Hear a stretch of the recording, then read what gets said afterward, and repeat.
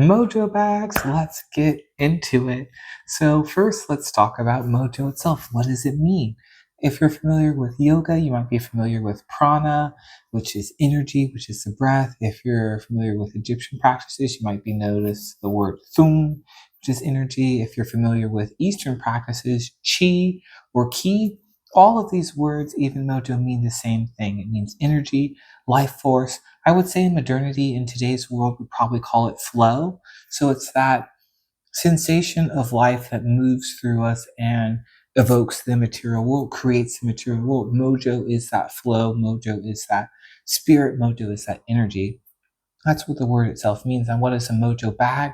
Mojo bag is basically an energetic container that helps draw outcomes that are for our fulfillment and evolution and inspiration. It inspires us in a way through the creation that we have upon this item, upon this mojo bag, but also it gives us inspiration from the entities, from the spirits, from the consciousness that exists outside of us as well.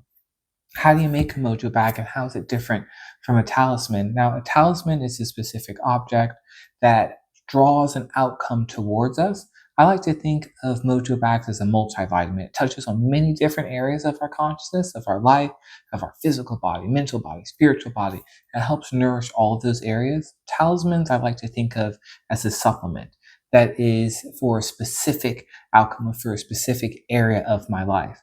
So I find that mojo bags I like to carry for overall well-being. Talismans I like to carry for a specific outcome. Now, mojo bags are also very, very helpful for specific outcomes, depending on what we place upon it. A caveat here is the reason why you don't see me here with my mojo bag is that traditionally it's a bit discouraged to show your mojo bag. They believe that the eyes of another gazing upon it can help lose its power or make it unlucky. So this is something, if you've ever seen a movie where people wear them covered underneath their garments or shirts, people normally have them covered so that because it's a bond between you and all of the creation that you've placed upon this bag, upon this item. If, as you're creating this mojo bag, my recommendation is many people use the color red and they use the fabric of flannel. My hypothesis about the color red is that it tunes into our root chakra, our, our Muladhara, our place of grounding and security. So the reason why I really like mojo bags is that I feel as though it helps manifest from our most secure place, our most stable place. A lot of times when the manifestations come from the heart, or the mind. They can be very loving, they can be very inspirational, but we may find them to be fleeting and hard to hold on to because we haven't fully grounded them in our body.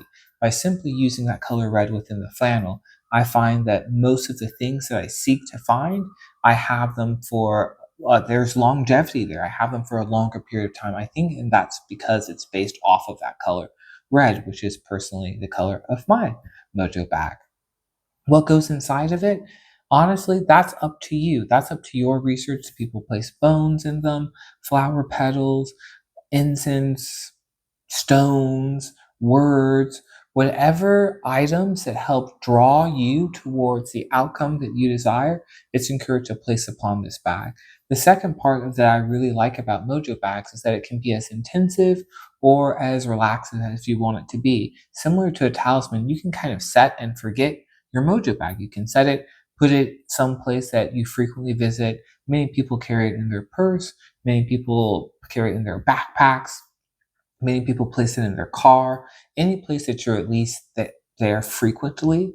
And within that set it and forget it philosophy, simply by carrying the energy of the consciousness of all those items that you place in that mojo bag, it is a good remembrance every time that we see it that, oh yes, that's pulling towards me. It's very good in that way. If you want to be more active with it, I personally massage I almost said yoga, my mojo bag. Other people place incense and oils upon it to keep on making it smell really well. We believe in this practice is that re-stimulates the energy that we first put in that. That also pleases if this is your belief, the spirits that are associated with that mojo bag. So if this practice calls to you, when should you start it? I would honestly say, no matter where you're at in your spiritual endeavor, if you're a novice, if you are a grand wizard or a grand witch, grand sorceress, no matter where you are at on that spectrum, this is probably one of the first 10 items that I would begin involving myself with. One, because it is your manifestation, something that you can actually create and see. Two, it's a great remembrance. It's something that every time you see, you'll think of the magic that you are capable of. It also invites more than just one effort, more than just the only downside of a spell is you do the spell and then you're done.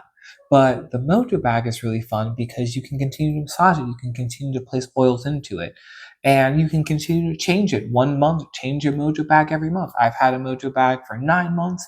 I've had a Mojo bag for 1 month and I've changed it in 1 month and I change it. So it really helps dial in exactly what you want. And that's really, really helpful in this spiritual world where we don't get very much confirmation of things. We don't get very much visualizations or feeling something. So to have a physical item, it's really, really helpful to be able to modify that item as you go on this spiritual journey. So again, if you're just starting out, create one and watch how it influences your life. And if you are a grand witch, if you're a grand wizard, still try it because the basics are really where it's at.